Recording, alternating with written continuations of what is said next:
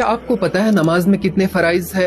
नहीं? तो चलिए मैं आपको बता देता हूँ। देखिए नमाज में जो है वो बाज फुकहा के नजदीक 14 फराइज है और बाज के नजदीक 13 फराइज है, ठीक है ना। उसमें से 7 अंदर के हैं, 7 बाहर के हैं। हम 14 ही मान लें तो 7 अंदर के हैं, 7 बाहर के हैं। और जो बाहर वाले फराइज हैं उनको कहते हैं शराइते नमाज, और जो अंदर वाले फराइज हैं उनको कहते हैं अरकाने नमाज। अगर इनमें से आपको एक भी छूट गया तो आपकी नमाज नहीं आएगी, ठीक है। तो जो बाहर वाले वो कौन से हैं? सबसे पहले जो है वो जगह पाक होनी चाहिए जिस जगह पे आपने नमाज पढ़नी है। उसके बाद आपका बदन भी पाक होना चाहिए, है ना। और उसके बाद आपका कपड़ा भी पाक होना चाहिए। और उसके बाद आपको वक्त का भी मालूम होना चाहिए, क्या अभी वक्त है, मैं नमाज पढ़ रहा हूँ, अभी जवाल तो नहीं है, या असर का वक्त हो रहा है या जोहर का वक्त हो रहा है।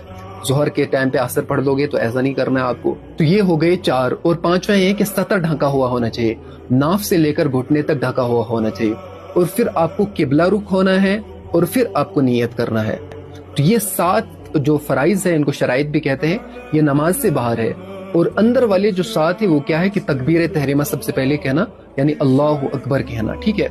और दूसरा कयाम करना, यानी कयाम कहते हैं सीधा खड़ा होना नमाज में, ठीक है, ये दूसरा फर्ज है। और तीसरा फर्ज है किरात करना, जो हम अलहम्दुलिल्लाह शरीफ पढ़ते हैं उसके बाद सूरत पढ़ते हैं उसको किरात कहते हैं।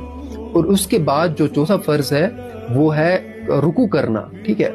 और 5वां फर्ज ये है कि हम सजदा करें, दोनों सजदे करें। और 6ठा फर्ज ये है कि हम आखिरी कायदा में बैठे, यानी अत्तहियात में, सिंपल सा आप समझ लें कि अत्तहियात में जो आखिरी रकात होती है उसकी अत्तहियात में बैठे। और फिर 7वां फर्ज जो सलाम फेरना है, इसमें उलमा के इख्तलाफ है, बाज कहते हैं कि वाजिब है, बाज कहते हैं फर्ज है। तो फर्ज ये मान ले तो 7वां है कि हम सलाम फेर लें। तो ये 14 फराइज है नमाज के अंदर। इनमें से अगर एक में भी आपको कमी आई, मतलब एक भी आपका पूरा नहीं हुआ, तो आपकी नमाज नहीं आएगी।